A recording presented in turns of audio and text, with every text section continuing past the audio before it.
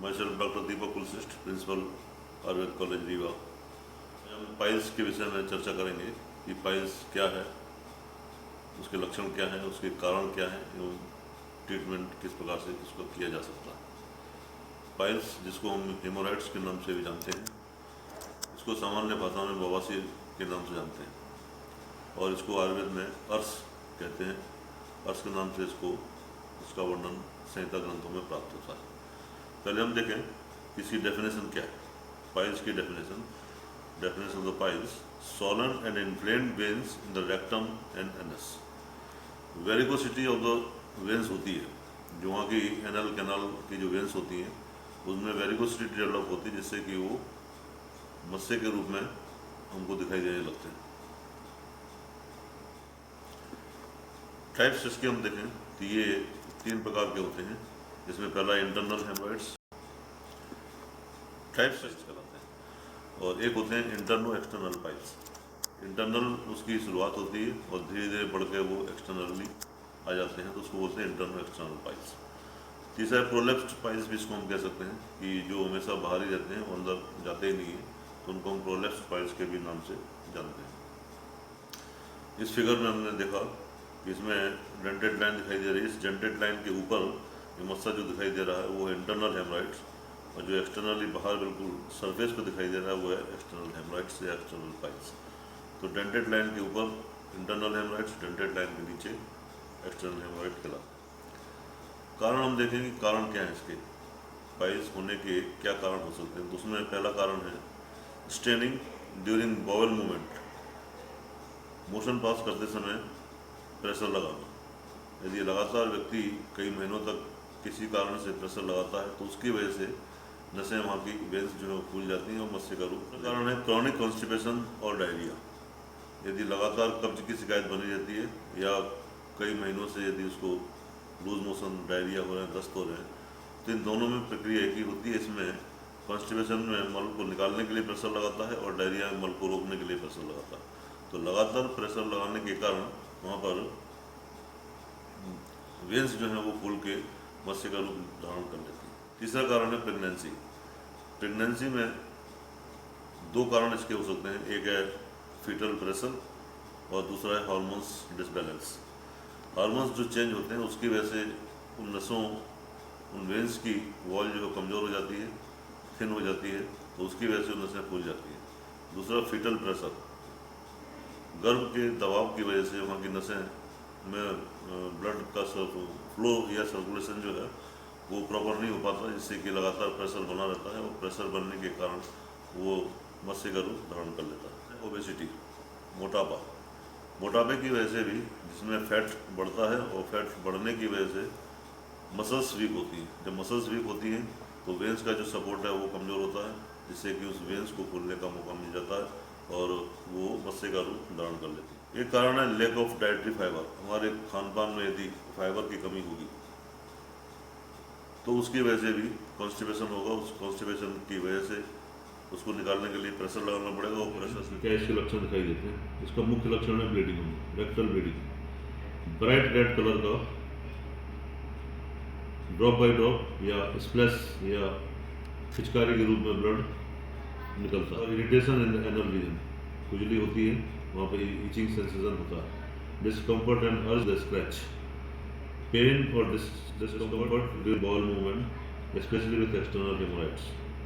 Swelling around the anus और discomfort during bowel movement. Swelling around the anus visible और felt as a tender lumps बीच में। मतलब इसमें मुख्य लक्षण जो है वो bleeding, itching, pain and swelling. Grade में बांटा गया है 4, तो ग्रेड 1, ग्रेड 2, ग्रेड 3, ग्रेड 4, इस वजह से कि फिगर में दिखाया गया है। तो ग्रेड 1 में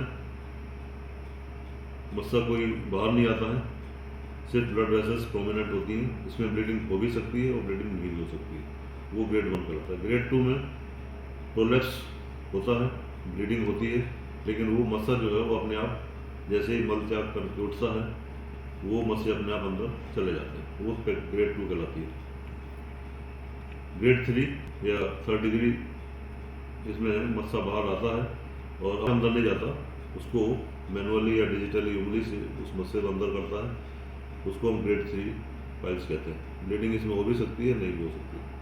ग्रेड 4 परमानेंटली मस्सा बाहर आ जाता है, किसी भी प्रकार से अंदर नहीं जाता है। अंदर डालने की कोशिश भी करेंगे तो मस्सा जो बार बार बाहर आ जाता है। डायग्नोसिस किस प्रकार से इसका किया जाता है? तो एग्जामिनेशन हम करते हैं, इंस्पेक्शन। डायग्नोसिस किस प्रकार से इसका किया जाता है? तो एग्जामिनेशन हम करते हैं, इंस्पेक्शन विजुअली। डायग्नोसिस किस प्रकार से इसका किया जाता है? तो एग्जामिनेशन हम करते हैं, इंस्पेक्शन विजुअली।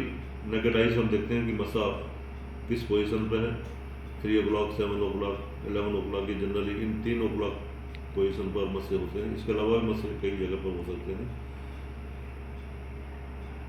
डिजिटल एग्जामिनेशन उंगली के द्वारा प्रेशर लगा के हम उसको देखते हैं।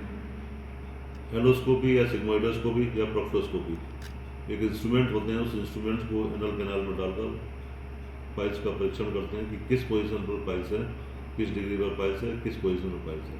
तो इंस्ट्रूमेंटल एग्जामिनेशन इसमें हम करते हैं। ट्रीटमेंट हम देखें तो ट्रीटमेंट में लाइक डिजिटल एग्जामिनेशन उंगली के द्वारा प्रेशर लगा के हम उसको देखते हैं। एंडोस्कोपी या सिग्मोइडोस्कोपी या प्रोक्टोस्कोपी एक इंस्ट्रूमेंट होते हैं, उस इंस्ट्रूमेंट को एनल कैनाल में डालकर पाइल्स का परीक्षण करते हैं कि किस पोजीशन पर पाइल्स है, किस डिग्री पर पाइल्स है, किस पोजीशन पर पाइल्स है। तो इंस्ट्रूमेंटल एग्जामिनेशन इंस्ट्रूमेंट में लाइफ स्टाइल चेंजेस करते हैं। डाइट स्टाइल चेंजेस में जैसे कि उसको डाइटरी फाइबर्स बोलते हैं कि फाइबर डाइट जो है वो प्रॉपरली ले, रेगुलर ले, हरी सब्जियों का सेवन करें, पानी खूब पिए और स्टेनिंग करने से उसको अवॉइड करते हैं। Pressure motion pass. Topical treatment में over the counter creams market में काफ़ी क्रीम्स उपलब्ध हैं, जिससे कि इन्फ्लेमेशन, ईचिंग और खुजली जो दूर होती है वो ऑइंटमेंट। प्रोसीजर्स में रबर बैंड लाइगेशन, स्क्लेरोथेरेपी में इंजेक्शन जो लगाते हैं उस मस्से के ऊपर इंजेक्शन कुछ मेडिसिन के लगाते हैं जिससे कि वो मस्से सूख जाते हैं। या इंफ्रारेड कोएगुलेशन जिसको हम, और इसके अलावा सर्जरी हीमोरेडक्टमी में मस्सों को एक्सरसाइज करके निकाल दिया जाता है, उसको हम हीमोरेडक्टमी कहते हैं। आयुर्वेद की जो 4 सूत्र थेरेपी है उसके द्वारा भी इसको ट्रीटमेंट हम करते हैं। उस मस्सों को रूट पर ट्रांसलाइगेशन बांध देते हैं उस 4 सूत्र के द्वारा, जिससे कि वो उसमें नेक्रोसिस होती है और नेक्रोसिस के कारण वो धीरे धीरे मस्से रिमूव होकर गिर जाते हैं। ट्रांसलाइगेशन बांध देते हैं उस 4 सूत्र के द्वारा, जिससे कि वो उसमें नेक्रोसिस होती है और नेक्रोसिस के कारण वो धीरे धीरे मस्से रिमूव होकर गिर जाते हैं। मस्से या पाइल्स ना हो इसके लिए प्रिवेंशन क्या क्या हम पेशेंट को एडवाइस करते हैं।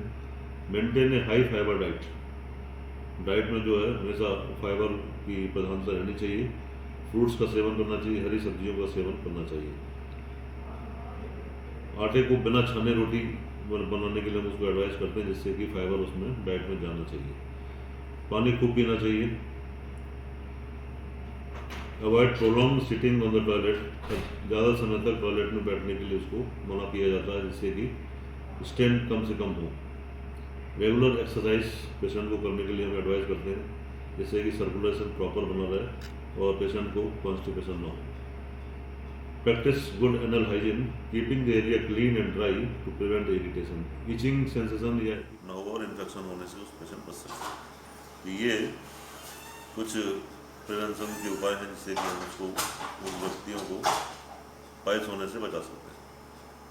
यदि आपको ये वीडियो पसंद आया हो तो लाइक करें, शेयर करें। थैंक यू वेरी मच, धन्यवाद।